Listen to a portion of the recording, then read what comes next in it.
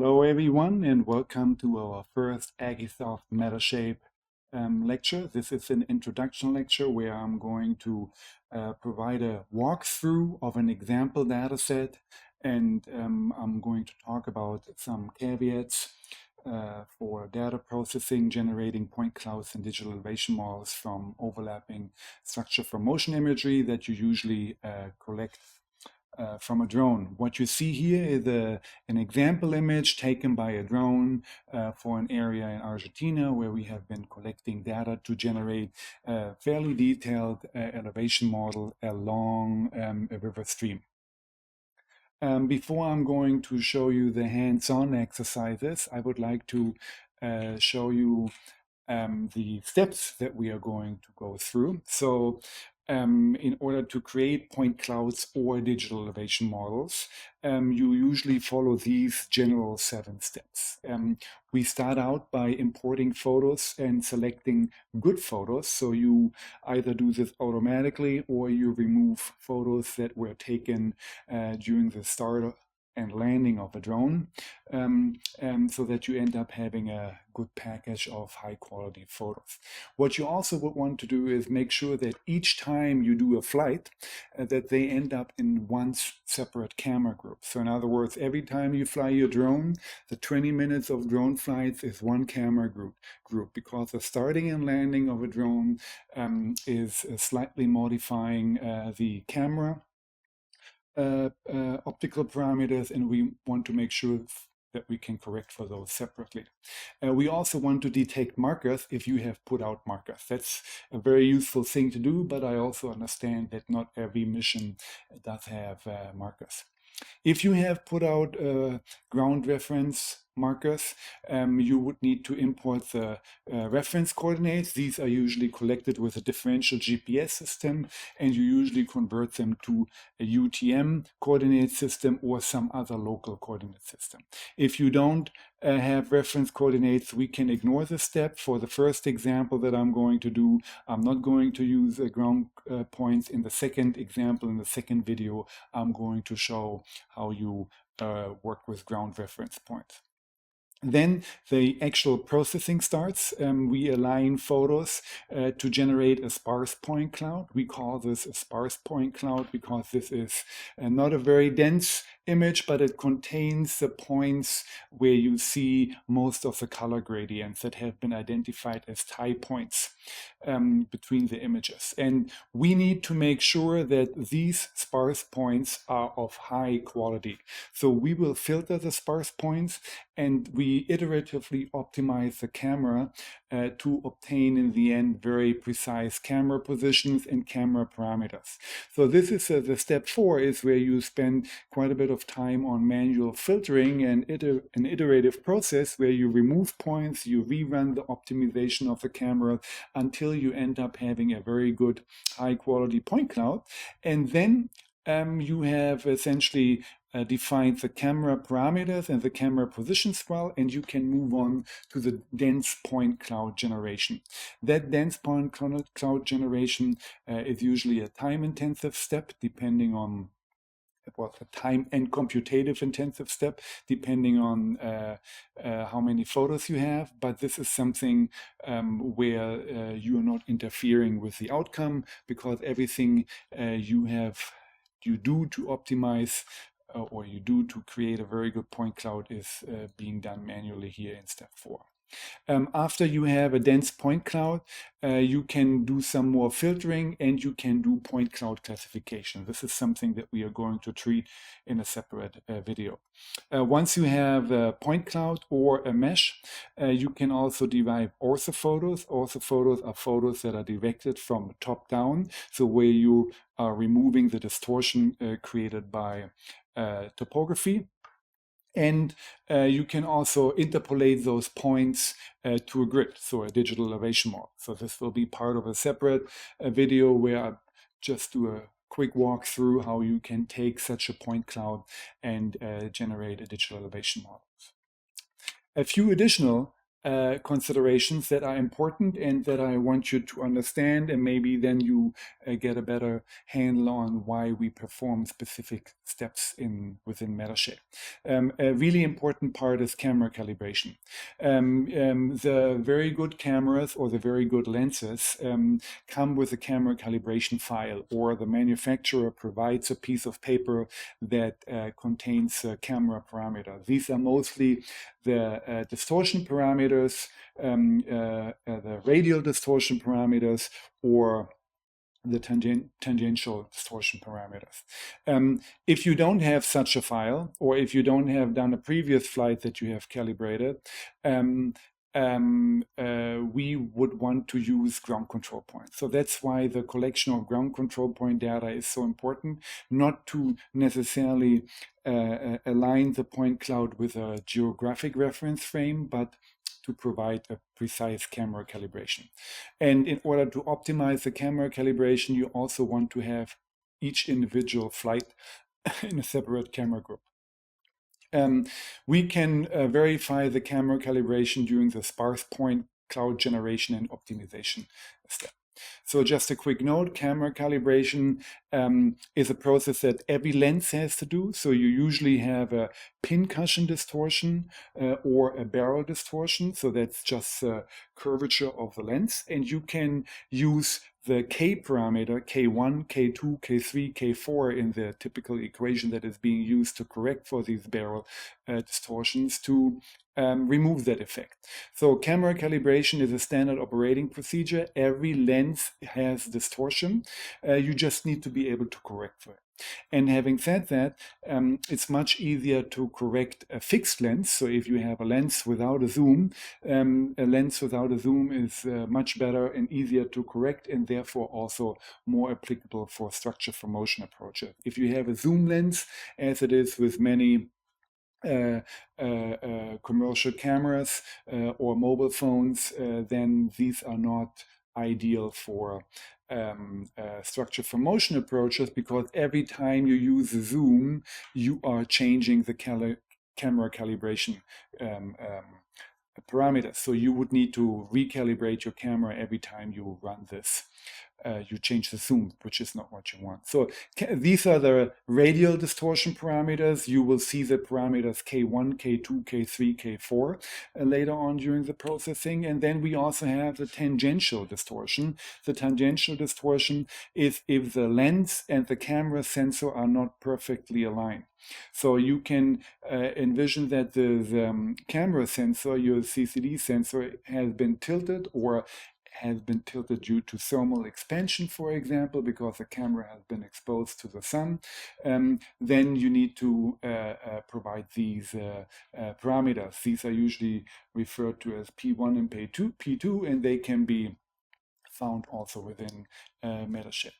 Just providing these background information because you will see these parameters later. Again, the sparse point cloud the sparse point cloud generation is a crucial step. And you should spend time on removing faulty points within the sparse point cloud that are not correct. This can be done with semi-automatic processes, so which means you don't have to manually select the points, but you have to run certain steps that provide the filtering for you. And this is what we refer to as gradual selection. Gradual selection because we are gradually selecting points, we are rerunning the optimization, and then we are looking at the output again. So this is an iterative task that helps you to generate a much higher quality point cloud by removing the lower quality points. And I can't stress the point often enough. It's not useful to proceed after the sparse point cloud generation to generate a dense point cloud if you have not done a careful selection process here. So you will need to filter these points carefully in order to make sure that you get a reasonable output. Some computative resource comments. Both the sparse and dense point cloud generation will benefit from a GPU. So if you have that, use it. Most of the laptops will not have a GPU, but if you're processing bigger projects, a GPU is a must. The RAM is the limiting factor for the numbers of photos and resolution. So in other words, if you have low amounts of memory, such as only 16 gigabytes or so, then you are likely not going to be able to process large missions or use the full resolution images. So if you run into troubles, you can use lower resolution photos. I will show you the options, or you end up using just fewer photos. So the options or using a low resolution version of your data set usually provides good results in a reasonable amount of time. So usually within hours. And that's what we are going to do. If you would like to have a research quality product, you likely will need to spend more time at the computative steps, and this is something that you usually only do after you have identified good parameters, and then you know the area where you would like to have a high resolution data set. So you usually don't process the full resolution images until you know what you're doing, because this takes a long time. It can take a long time.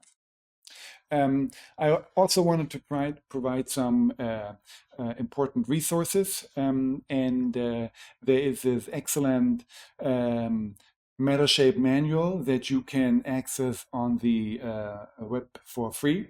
This is a very detailed description that provides in-depth information of all the parameters and options. So this is something that you will appreciate once you have started to work with Metashape and you would like to verify what was this option for and what can I do with this step.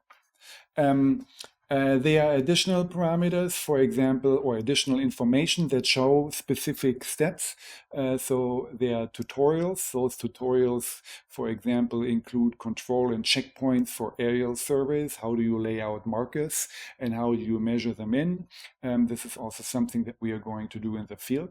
And how you create orthomosaics and digital elevation models with ground control points, GCPs, or without ground control points. I also wanted to provide some additional information that are useful for the advanced users. So once you have gone through the processing a few times, you likely would like to optimize and automatize things, especially if you're regularly flying missions and if you're flying large missions. A general tutorial generated by the USGS is available here. This is freely available. It is focused on coastal erosion processes, but many of the information and suggestions within that document, they are applicable to other areas as well. I provide a couple of links to Python scripts, and we are going to use them ourselves later. These are Python scripts that automatize some of the filtering steps. So for example, this is a script that allows you to do the sparse-point cloud filtering semi-automatically, so you don't need to interact but that's something that usually comes in when you have gained some more experience, because there are specific parameters that you set, and it will be good to know these parameters. Okay, with these general introduction and tutorial information, I would like to move on to the hands-on exercise that includes working with Agisoft Metashape. And this is something that would look like this when you have your Agisoft Metashape window open. This is here running on a Linux computer. The Windows version has slightly different icons, but otherwise things are very similar. The setup is very similar to a GIS system. You have a data menu here on the left. You have a visualization menu in the center, and you usually have photos or your console output. So the console is a Python console where you can work with Python interpreter. Agisoft Metashape is closely linked with Python, so you can automatize many tasks. So if you don't see those windows, you can also bring those up here. For example, you have here the various windows, workspace, timeline, animation. If you're going to create one, we don't worry about this right now. You also have a reference tab where we then bring in the reference points and our workspace. So the first thing, I'm going to slowly walk you through the steps, and the first thing that I'm going to do is I'm going to bring in some photos. So I'm going to do a right mouse click on our chunk. Chunk is just that entity of data that we are working with, and we are going to add a folder, and the folder contains all the photos that we have done in this one specific mission. And usually with a DJI drone, or also with many other drones, you can store up to 1,000 photos in the folder called 100 media, and after this is 101 media, 102 media. These are the typical folder names. So right now I have 641 cameras in here. That means photos. Metashape is calling each individual photo a camera because it doesn't know that it was taken with one camera only. But we have a single camera. So we are defining that we are going to load in all of those photos, and you then see them here in the bottom. So if we do a double click on these photos, we can essentially go along the flight line. You see how this road is moving through the image or the screen while the drone is moving forward. So these were the images that were taken over this area. We can also look at the at a geographic reference frame. So we can click on model, and we can also turn on our base map. This usually takes a second until it is loaded. It is a Sentinel-2 low resolution background image that just sets the stage of where we are at here in the Andes as with this example data set. And we can also turn on our cameras. So this is the camera view. So these are the individual flight lines that were done with the drone. And if I'm clicking on a photo, you see that a different photo is being highlighted. So the ones that is highlighted is in red. If I want to select a few photos, I can hold Shift and do the 2 clicks, and then I have selected these photos. So we don't have any markers in those specific images.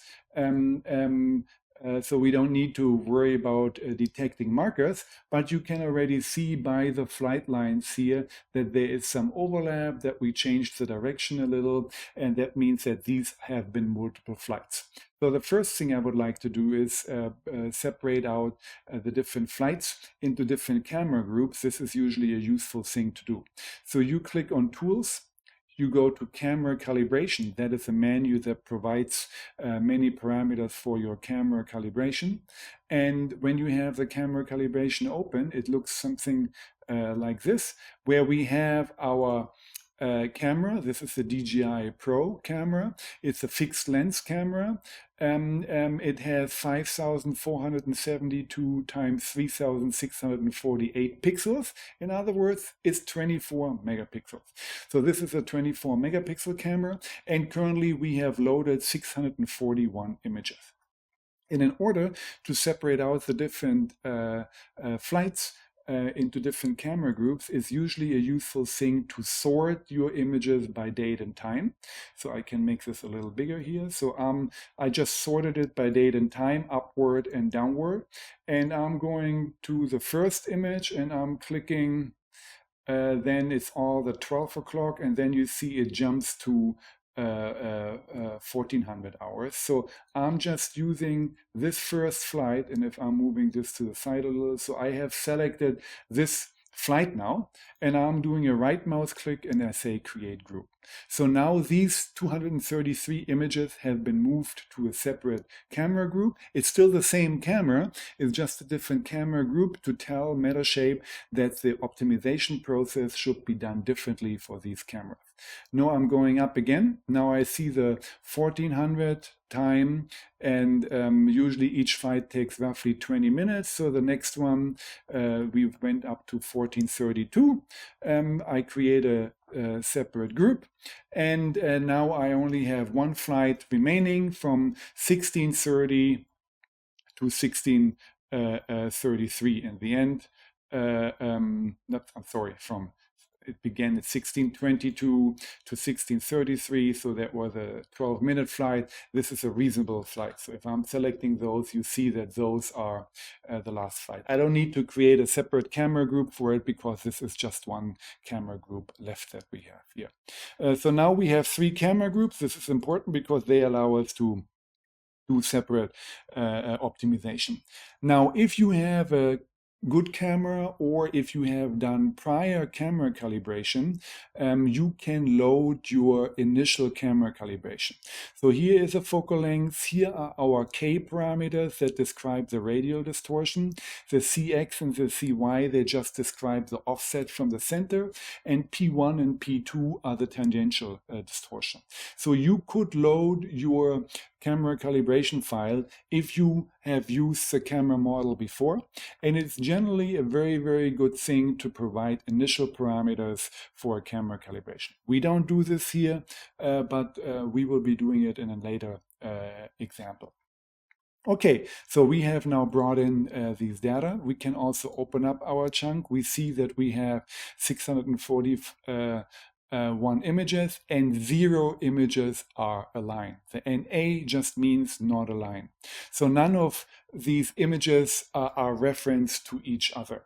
I mean, we know roughly where the image was taken because we have our GPS coordinate from the drone, but we have not we don't have any information about a precise link between the images.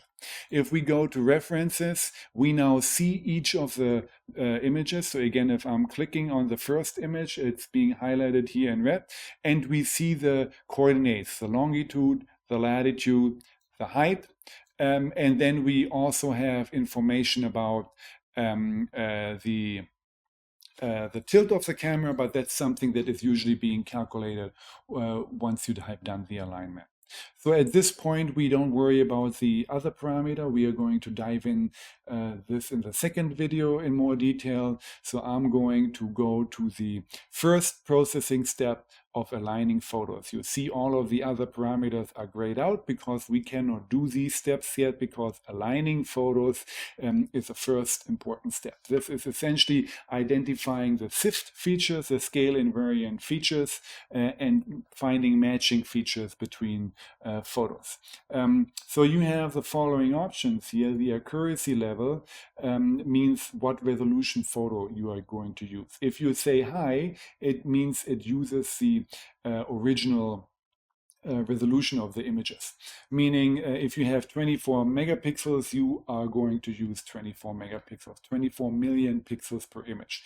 That's a very good quality, but it also takes quite a bit of time. Highest actually means you do oversampling by a factor of 4, meaning that you are going to go from 24 megapixels to a much higher number of megapixels in order to increase the resolution. This is useful especially when you have markers in your data set. Medium is a reduction by a factor of 2, meaning we only take every other pixel, both in the X and in the Y direction. Low is a reduction by a factor of an additional 2, that then is a factor of 4. And lowest, I think, is a reduction by a factor of 16. Because I would like to produce results in a reasonable amount of time. And, you know, I just want to have a quick overview. I'm using the lowest option here. And by the way, if you are uncertain about the quality options again, it comes in very handy looking at the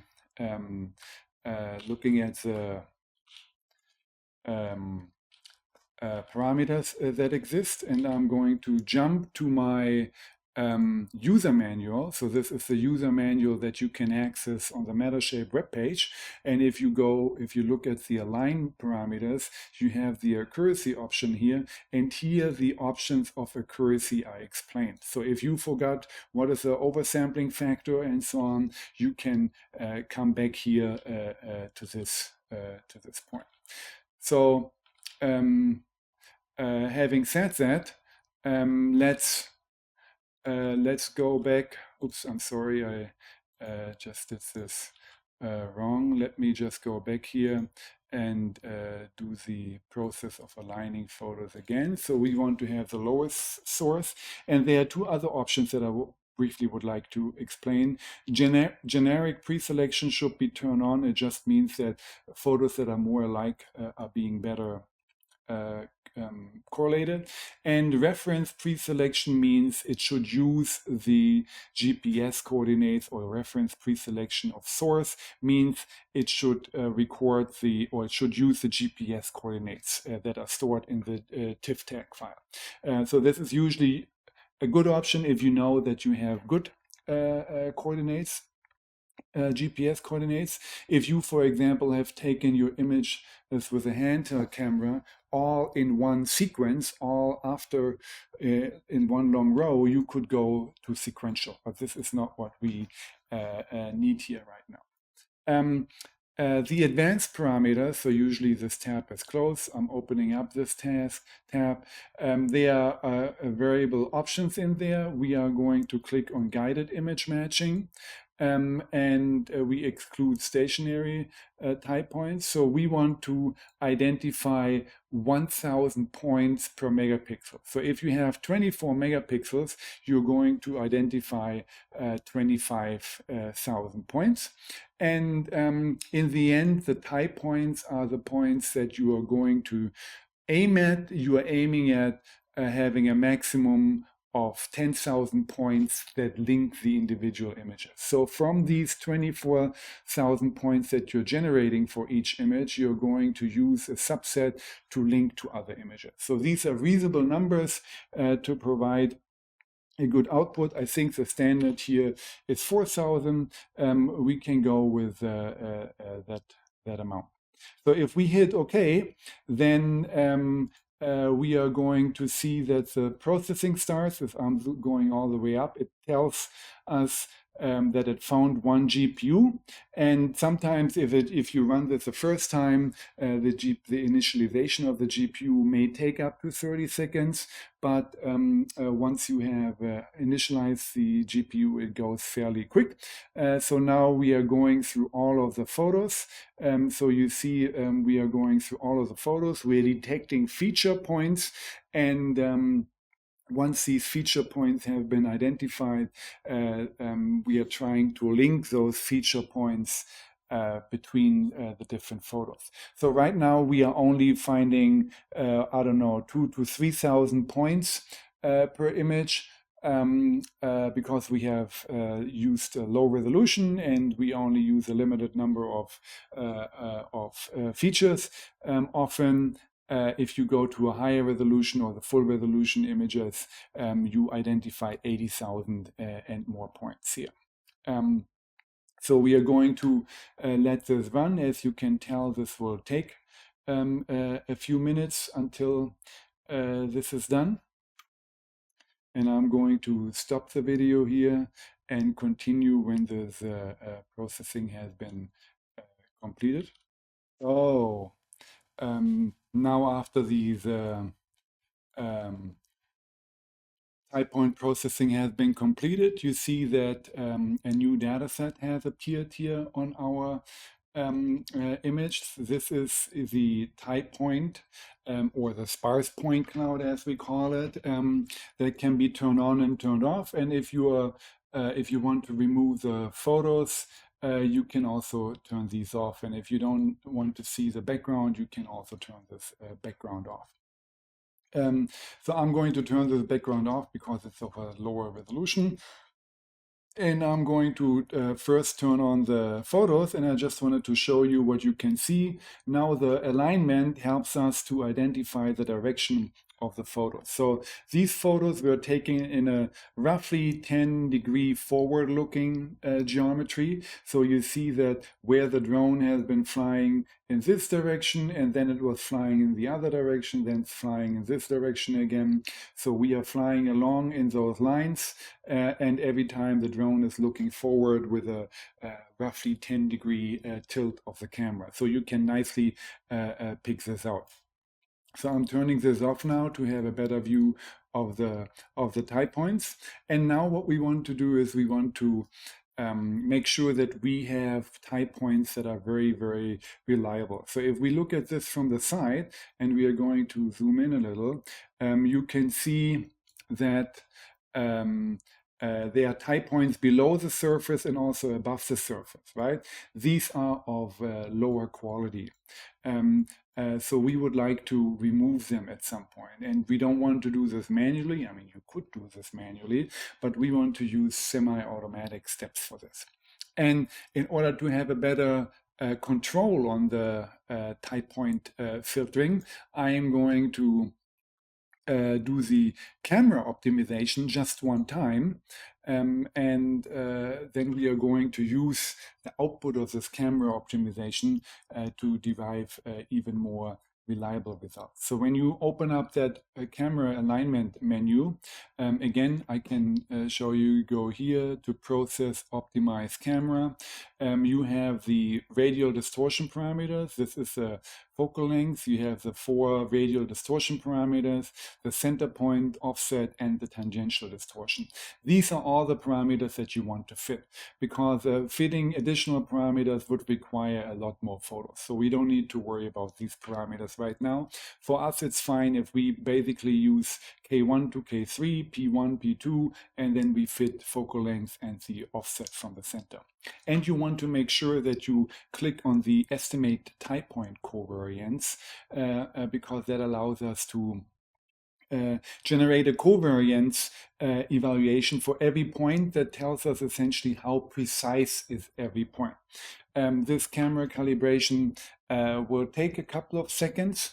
Once this is done, we can change the type point from colors to the covariance value. So this is a parameter that essentially tells us how well is this point described by the photos that where you identify the image in. And you see that the error is furthermore highlighted by the length of these bars. So the red bars are points that have a lower or higher covariance, a lower quality, and the blue points tend to have a higher quality. So there are multiple options to filter these.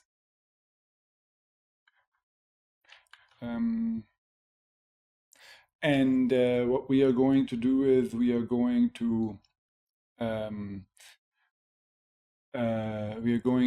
apply the gradual selection. So if we go to model and we go to gradual selection, we have several parameters to choose from. So we have a reprojection error. The reprojection error, in the end, we want to have less than a value of 0.3, but we cannot select 0.1, for example. If we say 0.2 right now, we would remove 50,000 points, because there are likely a lot of points in there which are also fine, but these error optimization process takes all points into account. So we need to make sure that we are gradually shaving off the worst points, and then the better points remain. So we are going to start out with a relatively low value of 0.3, and we are going to remove these values. So I have 13 or almost 14,000 points selected, and if I'm hitting on that X, I'm deleting those points. So I have now removed those points, and I have 162 points left. So by the way, here is the variance or the covariance bar that we see, and we probably want to definitely be below 1, better below 0.5. So we need to do quite a bit of filtering to get this to a lower value. So now we have removed 14,000 points, and we are rerunning our camera calibration. And the fewer points you have, the faster this operation goes. So we are rerunning this because now with the removed points, we are re-evaluating the summary statistics of the entire data set. So we were at 3.4 just now, and now we are down to 3.1. The reset view option here is, and then we go to the gradual selection, and we go to the next point with this, which is the reconstruction uncertainty. So we definitely want to be at a value somewhere around 10, but 10 would remove almost half of the points. So we are not going to do this. Maybe we start out with a value of about 25. And we are going to, we have selected 13,000 points. We are deleting those, and we are now down to 2.5 error, but we need to reprocess the camera optimization. Let's do this real quick. So you will then note that this step will become faster and faster every time you remove a couple of tens of thousands of points. So now we are at a already much better value than we started out, but we still see a few red points in there that we would like to remove. So gradual selection. We are not doing an filtering by image count because we have not taken too many images. We could do that at some point, but we definitely will do a projection accuracy filtering. And again, we probably want to end up at a value around 10, but we are starting out with 25. Which also greatly improved our overall accuracy. So now we do the optimization again. And this is helping us to then focus on the higher quality SIFT points. And in fact, we are going to do that same step again with a different parameter. So we go to the projection accuracy, and if we select 20 as a threshold, we have now 25,000 points selected. We are going to remove those, and we have slightly increased our overall statistics that we are going to optimize again. So this is, I'm now manually doing a step that can be done through Python scripts, but it generally is a good idea to do these filtering steps carefully at yourself, because it allows you to see how the point cloud is shaping up. So now we have done projection accuracy, the reconstruction accuracy will allow us to remove another set of points that is of lower quality. And we are gradually approaching the 1 pixel covariance value. So we want to make sure that our SIFT features are aligned with sub-pixel accuracy. So we continue to do the gradual selection and see if we can, now I'm doing 2 steps at the same time, projection accuracy, and I'm seeing if I can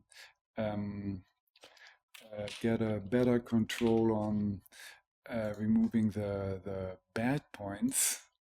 So now I'm going to see where we are at with a accuracy of 1.2. Okay, so we are approaching that goal of 1.2, but we still have a few bad points in there that we also want to remove. So the iterative steps get us closer to the 1 pixel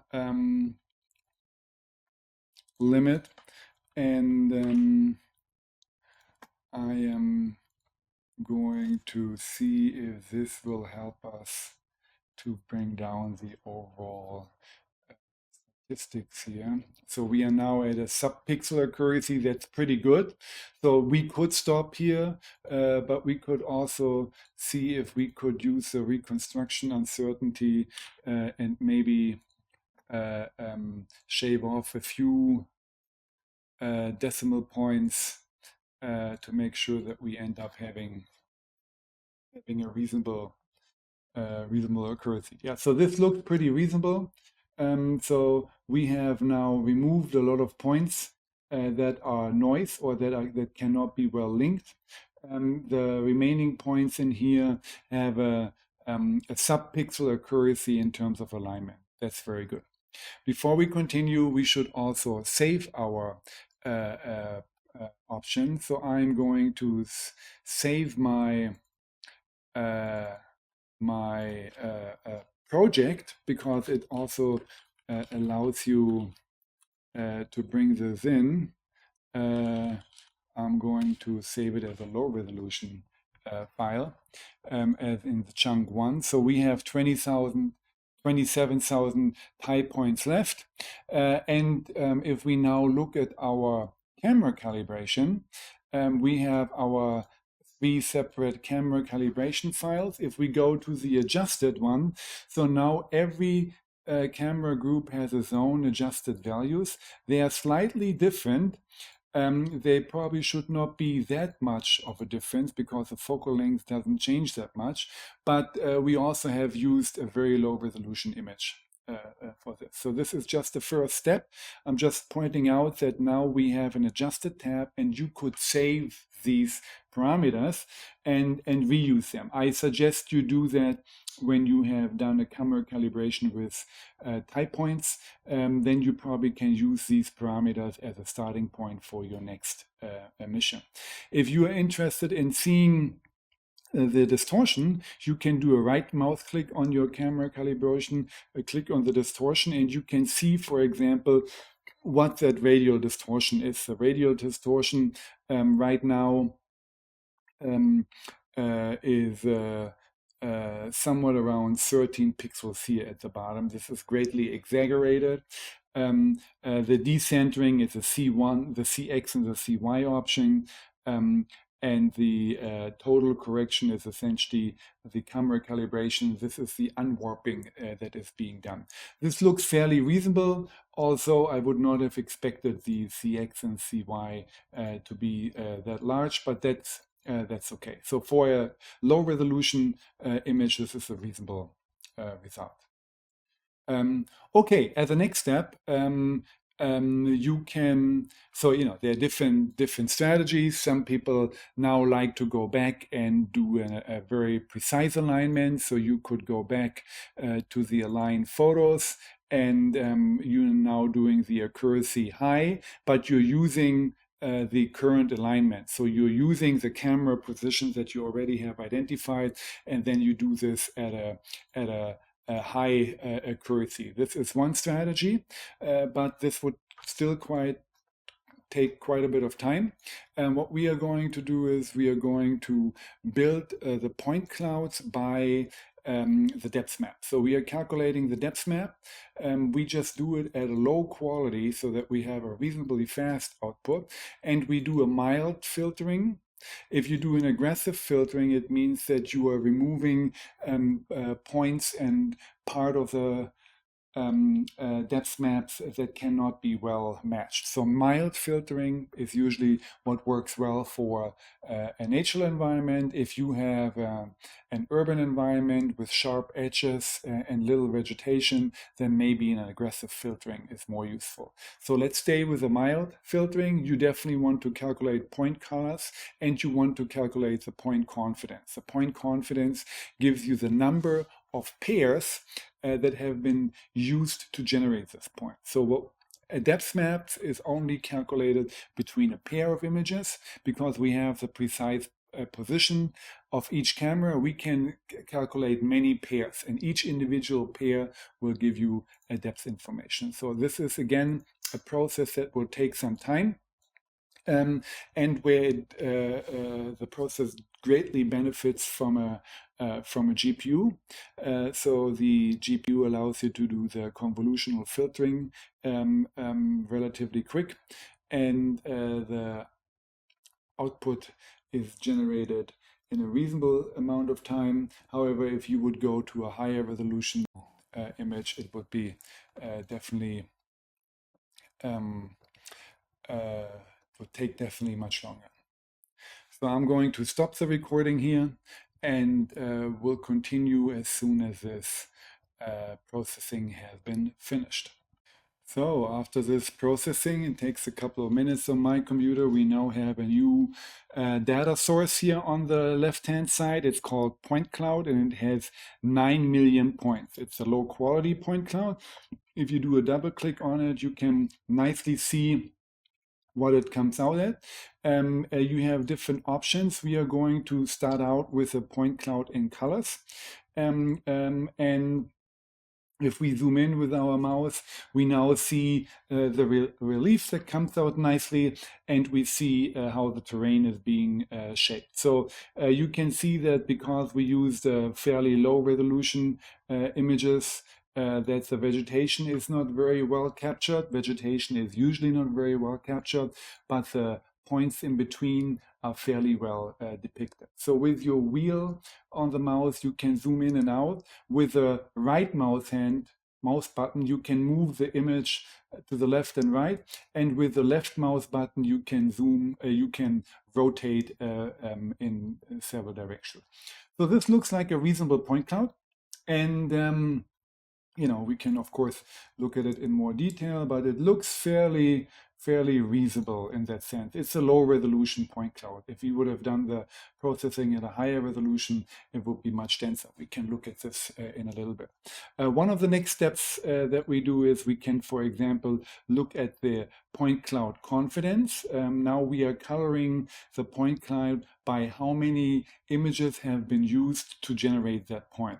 Generally speaking, the blue areas are very confident. So 100 image pairs have been used to generate these, whereas the green points have a lower number of images that have been used to correlate this. So naturally, you see that on the sides of the flight area, you have a lower overlap, therefore you have a lower confidence, and definitely in vegetation points you have a lower confidence because you may see these points only from one direction.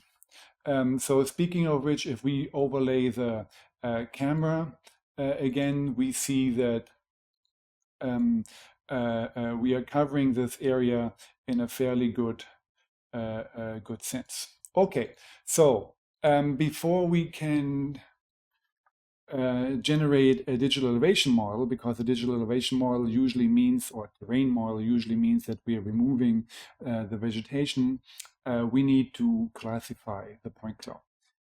There are very good tools available outside Metashape to do this classification, and I'm going to talk about this in a separate recording. Here I'm going to show you a very quick way to do these classification steps in Metashape, but I'm stressing the fact that these are not the highest quality output that can be generated. So there are tools that we are going to look at and use that do a better job.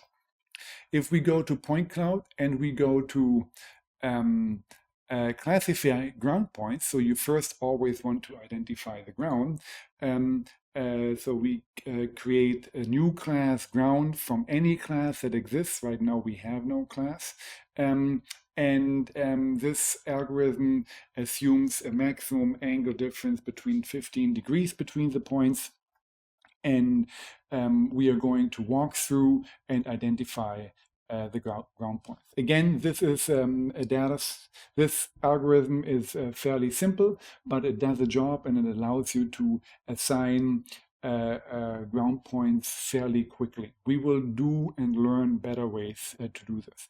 So now we have identified the ground, and if now we can also color it by classes, and if we color it by class, we see that there is a brown class, which is usually used as ground point. So pretty much all of the vegetation, most of the vegetation is removed. However, I'm also thinking, I'm seeing that some of the boulders that exist in that stream also have been removed. So this is not an ideal setting, but overall speaking, this is a reasonable output for, for a quick analysis. So as a next step, you could generate you can generate the DEM, and we want to generate the DEM in our UTM zone 19S. It's 19 south. That is a UTM zone of this particular area. You need to choose the UTM zone in the area that you have been performing the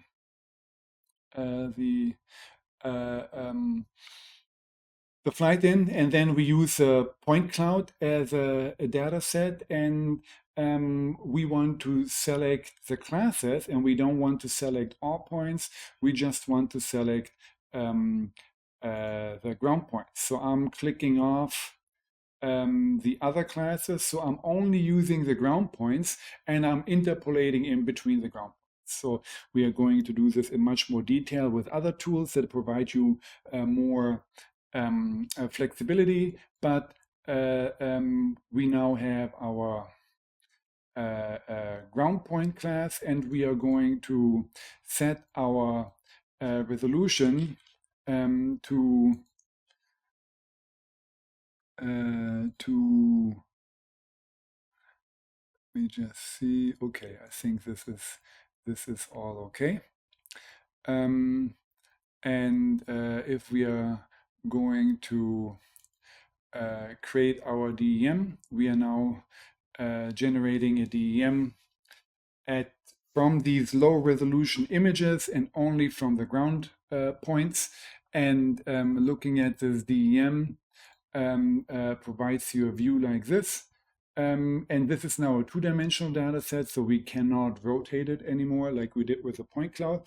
But this is now a data set that you can export as a GeoTIFF file, and you can import it into your QGIS environment or other environments that you like to work with. So you can see the roads that come out nicely. You also see that the classification and removal of the vegetation has not been perfect, right? Because you see always those lower heights of the vegetation that comes out here, but nevertheless, you have a fairly nice DEM that you can work with. So this is a 40 centimeter DEM. If you go to export DEM, you can now say my first DEM if you would like to export it. And then you can also give it a pixel size of, for example, 1 meter. So this now 40 centimeter data set is being interpolated to 1 meter. You have the no data value, and this would allow you to generate a TIFF file that can be opened by QGIS. So that's a very quick pipeline to generate a low quality point cloud and turn it into a low quality digital elevation model.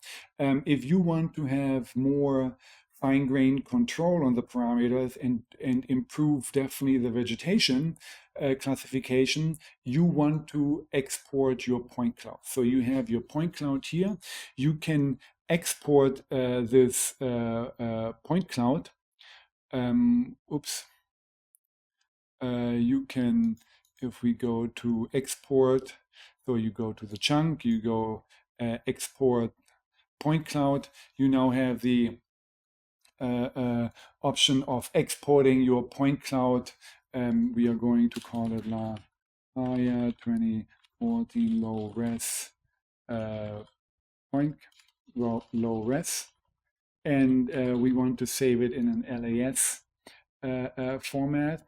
I would like to save it in a 19S geographic coordinate system. You want to save all classes, the point cloud, and we don't need to save the classification because we know that it's not perfect, but we could save it as an additional attribute. So this would output our now 9 million points that we could further process with other software such as Cloud Compare or command line tools.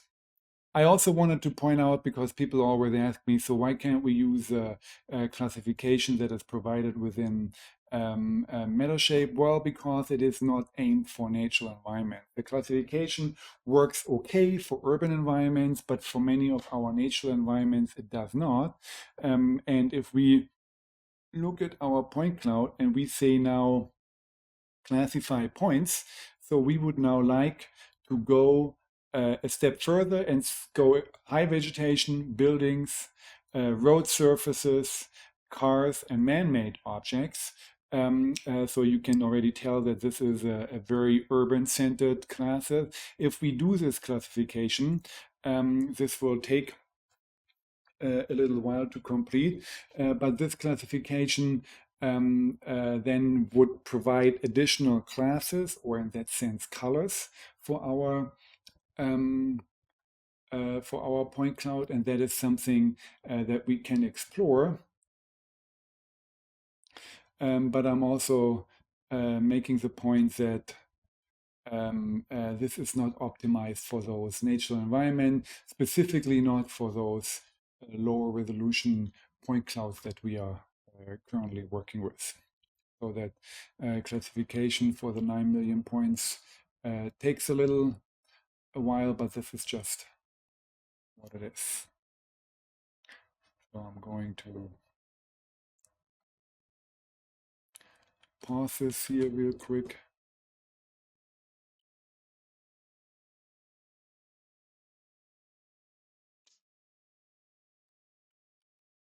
So now we have our point cloud fully classified. So you see different colors here. So you see the original brown was the ground, and now we have other areas classified, such as vegetation that comes out nicely, but we also identify those larger areas to be buildings, the reddish colors, which is not the case, and some other man-made structures, which is clearly not the case. So we could go back to our original ground classification.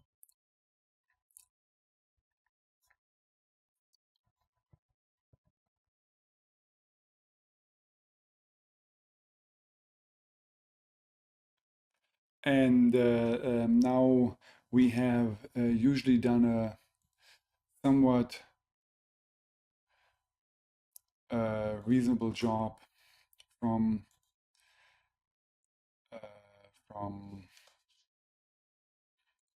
yeah, so we now have done a somewhat reasonable job. Anyway, I just wanted to make the point really clear that the classification of point clouds within Metashape can still be further optimized with additional software. Okay, with this short introduction, I'm going to stop the first video, and in the second video we are going to continue working with type points, key points, and reference points to put in real-world coordinates that we have collected in the field.